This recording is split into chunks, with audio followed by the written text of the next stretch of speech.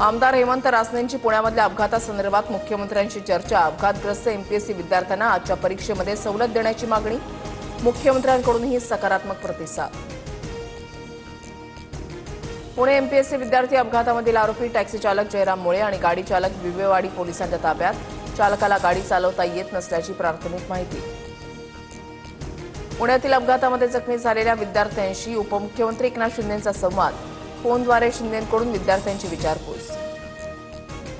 मुख्यमंत्री फडणवीसांच्या उपस्थितीमध्ये नाशिकमध्ये आज कुंभमेळा नियोजन बैठक। 13 आखाड्यांचे प्रमुख साधू महंत थेट मुख्यमंत्र्यांशी संवाद साधणार।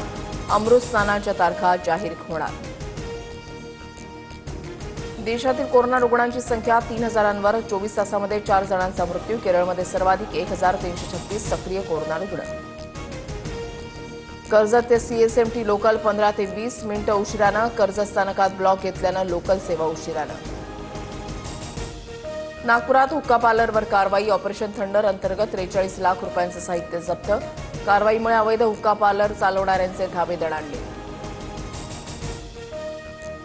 बीडच्या आष्टीमध्ये पावसामुळे टोमॅटोचं नुकसान। 1 एकर शेतातील टोमॅटोचा चिखल। सरकारनं मदत करण्याची शेतकऱ्यांची मागणी।